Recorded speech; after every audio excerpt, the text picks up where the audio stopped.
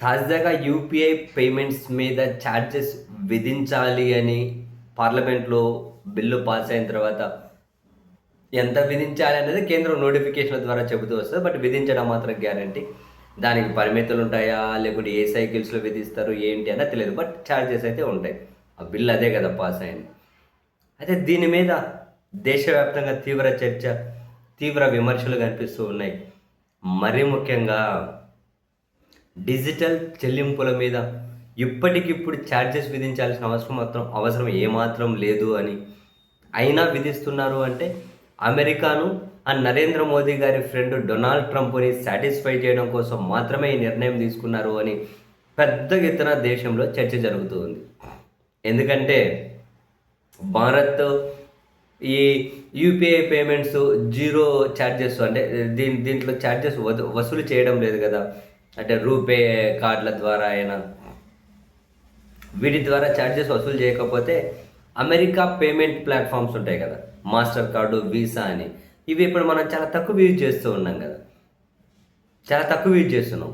అంటే America payment ప్లాట్ఫామ్స్ని నిర్వీర్యం చేయడం కోసం ఈ రూపే కార్డుల మీద అండ్ యూపీఐ ఛార్జెస్ మీద డబ్బులు వసూలు చేయడం లేదు భారత్ అని చెప్పి యుఎస్ తన ట్రేడ్ రిప్రజెంటేషన్ తాజాగా ఒక అఫీషియల్ నివేదికలో వెళ్ళగక్కేశారు. అంటే వాళ్ళ కంపెనీలకు అమెరికా ప్రభుత్వం పనిచేసేది కేవలం వాళ్ళ కార్పొరేట్ల కోసం, అందులో రెండో మాటకు తావలేదు. వాళ్ళకు వ్యాపార ప్రయోజనమే ప్రథమ ప్రియారిటీ. సో అమెరికా వ్యాపార సంస్థలైనటువంటి మాస్టర్ కార్డు, వీసాలకు భారత్ మార్కెట్లో స్థానం లేకుండా పోతుంది అనే ఆక్రోశాన్ని వెళ్ళగక్కారు. సో వాళ్ళు అలా వెళ్ళగక్కిన తర్వాతనే యూపీఐ పేమెంట్స్ మీద ఛార్జెస్ వసూలు చేయాలి అని చెప్పి నరేంద్ర మోదీ గారి ప్రభుత్వం నిర్ణయం తీసుకుంది అని.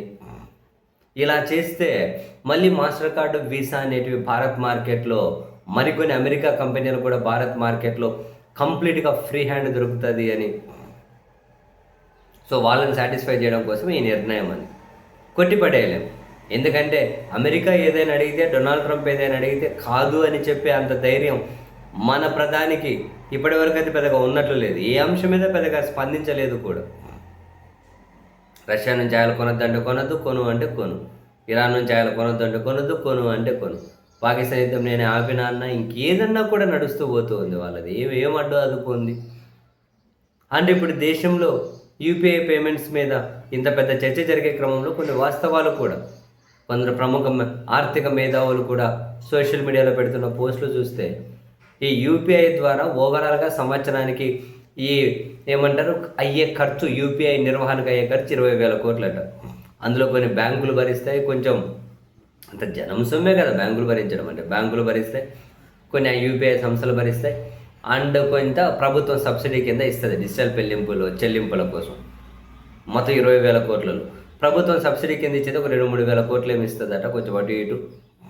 25-26 ఏమో 3,500 కోట్లు, 23-24 ఏమో 1,400 కోట్లు అట్లా సబ్సిడీ కింద ఇచ్చుకుంటూ వచ్చారు. అంతా అయినా 20,000 కోట్లేనట. ఈ మొత్తం ఆర్బీఐ భరించినా కూడా వాళ్ళకి చాలా నామమాత్రపు డబ్బు మాత్రమే అది. ఎందుకని ఒక 25-26 సంవత్సరానికి ఆర్బీఐ డివిడెండ్ కింద కేంద్ర ప్రభుత్వానికి 2,86,000 కోట్లు ఏమంటారు 2,86,000 కోట్ల రూపాయలు ఇచ్చారు డివిడెండ్ కిందనే.